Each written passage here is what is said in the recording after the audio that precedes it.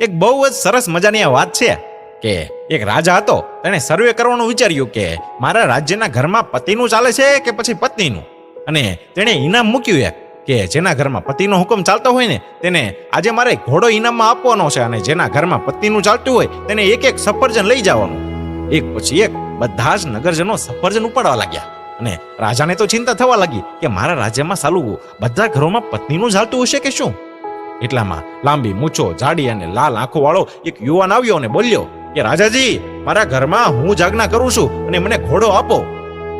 રાજા ખૂબ જ ખુશ થઈ ગયો અને કહ્યું કે તારો મનપસંદ ઘોડો તો લઈ જા. અને રાજાને થયું કે ચાલો એક ઘર તો મળ્યું જ્યાં પતિનું ચાલે છે. યુવાન કાળો ઘોડો લઈ ને નીકળી ગયો અને ઘરે ગયો ને થોડી જ વારમાં ઘોડો લઈ ને દરબારમાં પાછો આવ્યો. પછી રાજાએ પૂછ્યું કે કેમ, શું થયું, કેમ પાછા આવ્યા? ત્યાં તો જવાન બોલ્યો કે મહારાજ, મારી પત્ની કહે છે કે કાળો રંગ અશુભ હોય છે અને સફેદ રંગ શાંતિનું પ્રતીક છે. તમે સફેદ ઘોડો લઈ આવો, માટે તમે મને સફેદ ઘોડો આપો.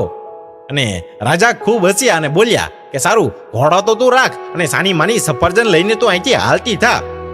આમ જ રાત વીતી ગઈ અને લોકો સફરજન લઈ અને ચાલ્યા ગયા. એમાં મધરાત્રિએ મહામંત્રીએ દરવાજો ખખડાવ્યો, ટક ટક. એમાં રાજા બોલ્યા કે મંત્રી, તમે કેમ અત્યારે અહીંયા આવ્યા?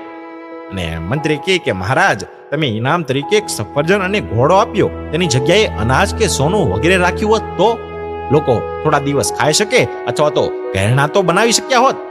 એમાં રાજા હસીને બોલ્યા કે હું પણ ઇનામ એવું જ રાખવા માંગતો હતો, પરંતુ શું કરું, રાણીએ કીધું હતું કે સફરજન અને ઘોડો બહુ બરોબર છે, એટલે તમે ઈ જ રાખો, માટે મેં તે જ રાખ્યું. ને મંત્રી પણ હસીને બોલ્યા કે મહારાજ, ચાલો હું પણ તમારા માટે એક સફરજન કાપી લઉં હો. અને રાજાએ પાછું હસીને પૂછ્યું કે આ પ્રશ્ન તમે તો દરબારમાં અથવા તો કાલે સવારે પણ પૂછી શક્યા હોત, તો તમે મધરાતીએ જ કેમ આવ્યા? અને મંત્રી કહે કે મહારાજ, મારી પત્નીએ પણ મને આવું જ કીધું કે હમણાં જાઓ અને પૂછી આવો, એટલા માટે આપણે એક જ જાણી શકીએ.